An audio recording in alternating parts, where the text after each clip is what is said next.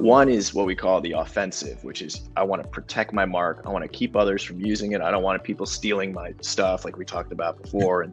And this is my brand, and I don't want counterfeiters or pirates or stuff like that. That's offensive use. Defensive use is before you get there, you got to find out if someone else already has the mark.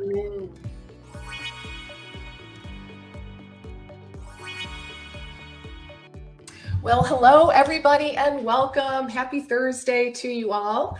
I am so happy to be here with you today. Lesli Bitel here, and I am joined by a very special guest today, Mr. Stephen Reich. We're really getting official, aren't we? Mr. Stephen Reich.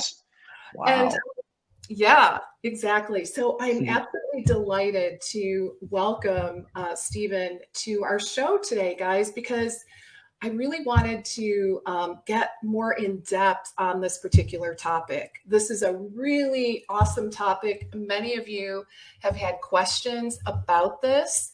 So what we're going to be talking about today is trademarking, right? So important. And specifically, how to pick a trademark that you can register and protect. And really key, and I know Stephen's going to go into much more detail around this, why you should do this before you launch your brand, ideally. Not to despair if you haven't done this already, right? It's not like a fire drill. But, you know, I think what you're going to learn today is why it's important to do this sooner rather than later. Is that right, Stephen? I could not have said it better myself. I think I'll just pack up shop and leave. You got it. Right. I love it.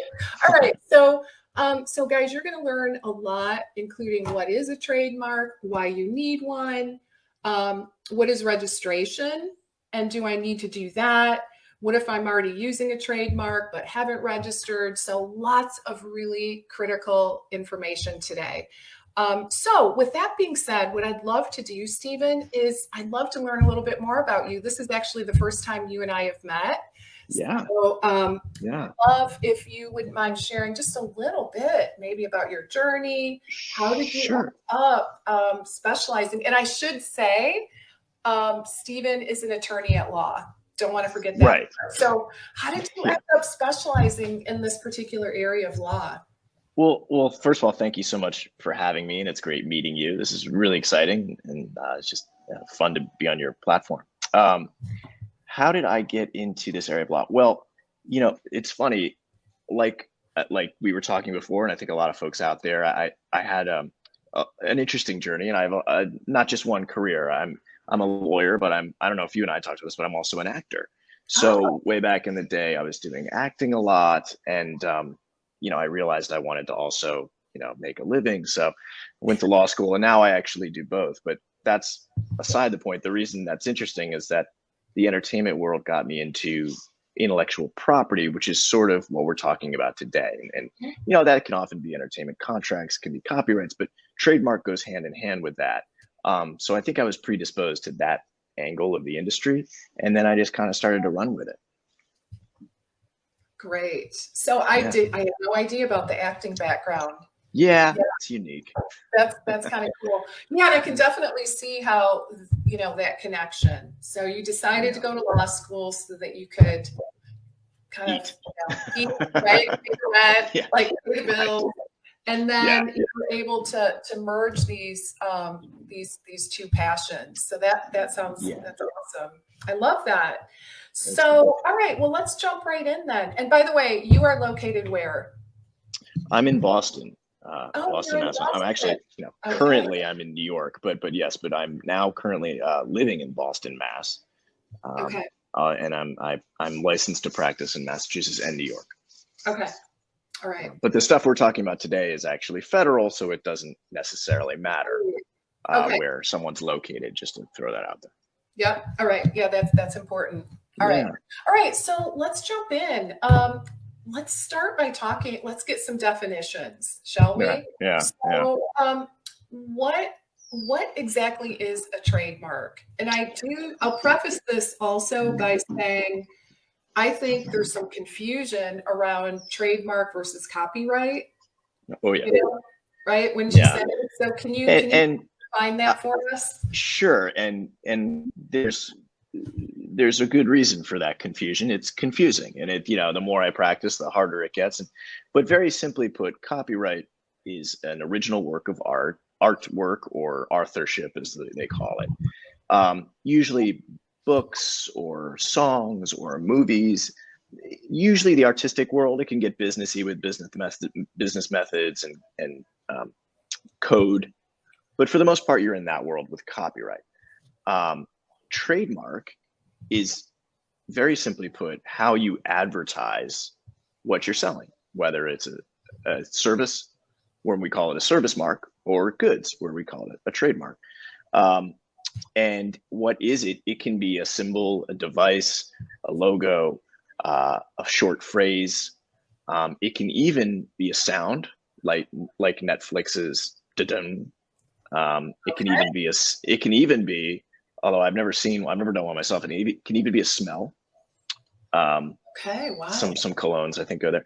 But for the most part, it's, mostly people use it in the realm of a name, or like a design that they call a logo. So it just, for easy vernacular, I use as an example Nike. Mm-hmm. Nike is the name that's trademarked. Then the swoosh is independently trademarked as their logo. And then Just Do It is independently trademarked as their slogan. So that's kind of a good basis. Apple, the same, the name, then the Macintosh with a little bite out of it. So those are trademarks, and they what they do is they tell the consumer, oh, okay, that product is made by Apple, and no shade to any PC owners out there, and I like Apple, so therefore I trust that brand and I will buy that computer. That's the idea. It's really interesting that each of these segments are trademarked separately. I don't think I realized that. Well, just because you brought it up, here's a really good point. Often people will come to me and I'll say, great, well, what do you want to trademark? And they'll say, I want to trademark my logo. I say, well, that's so exciting. And then I get it, and it's a name, a design, a logo with it. And it's like, okay, and not to get too technical, we call that a composite mark, but just simply because there's all these different elements into a mark. And, look, I think we're all in this space is somewhat of a creative space. And, we get very excited about our designs and the work that we put into the aesthetic of it, which we should. But trademark is very cut and dried. So when we do all that whole design, you can only use it like that from then on. So that would be as if Nike had the swoosh, the Just Do It, and Nike in some sort of picturesque design. And then they could only really get protection over that moving forward. That's why we like to separate them out, so you can spread out your soldiers. Yeah. I see. Okay. I got it. Because otherwise you're kind of relegated to... You're restricting yourself. To using exactly how you see it. There's exactly is a strong term, but the core, you want to be as clean as possible with these things. That way that, you can stop someone. What if they just, well, we only took a part of your trademark, right? So you kind of want each one, if budget allows. Right, because obviously it's expensive. It's going to ramp things up financially. Okay. So who needs one? Yeah. Can you help us figure that out? Because I think that is one of the biggest questions. I know that there's quite a bit of trepidation, maybe bordering upon fear in some cases. Yeah. Putting our intellectual, our content out there, right? For fear that, it's going to get swiped. So, I'm glad you phrased the question that way. Yeah. There's always, I deal with a lot of that in my industry, a lot of fear I think the first thing is, look, I don't want to speak too generally. We can't let fear stop us from progress, right? And yes, things get taken all the time. And we should take steps to protect it. But I don't want anyone to be analysis paralysis out here. Mm-hmm. I think with, who needs a trademark, right? I think if you're planning on or already selling a service or a good in a marketplace that you're not using your own name, it's a pretty big scope. you're trying to expand, maybe you're interested in having investors look at you. I think it's valuable because, as we all know, we call it the goodwill of the brand. Leslie, I'm sure you're familiar with that term from your background. But for those of us who aren't, that simply just means there's more to the value to a company than just the bottom line profit and loss statement, right? It's literally goodwill. It's customers understanding that this product has done well for me over the lifetime, and I want to continue to have loyalty, and I refer and all that. So when you're protecting things like a trademark, you're really protecting the goodwill of your brand, and you're investing in it. And in the end, ironically, the trademark becomes more valuable than the brick and mortar. For example, Whole Foods, Amazon didn't buy Whole Foods for the groceries, right? They bought it because of the mega company it became with the name, with that name Cash. So it's just a long-winded way of me saying, if you're a business that is looking to grow and you're using something that's, you're trying to source your goods or services in a way that, is not just your name, which even then you could think about trademarking. I think it's a very good investment. Okay. So it sounds like it really adds significant value to your brand. It not only protects you, but it adds independent value. Independent value. That's a great way to put it. Okay. Yeah. So, so can you help us with understanding? Let's talk a little bit more about when we should get this ball rolling, right? Yeah. And for what particular things in one's business, right? Great questions. And we kind of talked about this backstage, I guess we could call it.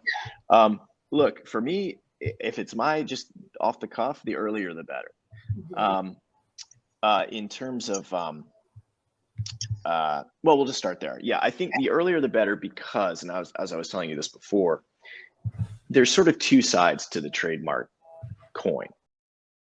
One is what we call the offensive, which is I want to protect my mark. I want to keep others from using it. I don't want people stealing my stuff like we talked about before. And this is my brand, and I don't want counterfeiters or pirates or stuff like that. That's offensive use. Defensive use is before you get there, you got to find out if someone else already has the mark. And because if they do and you go out first, you are liable for what we call trademark infringement. And that unfortunately can be quite costly. Look, nobody wants a lawsuit. Nobody wants a letter in the mail from a lawyer. Even that's going to cost you money. So the game of trademark is to get ahead of it and pay, up. Look, it's one of those like pay you now or pay you later type of games, and later's a lot more. So earlier the better, but with the caveat that if you're more than a year out of launching, you can maybe wait a little bit. But I'd say, a year to 6 months, it's a good time and you're set on a name or a variety of names because the one you want may be taken. I think that's a good time. I think I love clients who come, look, I love all my clients, but I'm especially impressed by the clients who come to me who are saying, I think I have a name that I'd like to investigate if it's available because I'm planning to, launch my product in 6 months or my service in 6 months. I mean, that's where you want to be.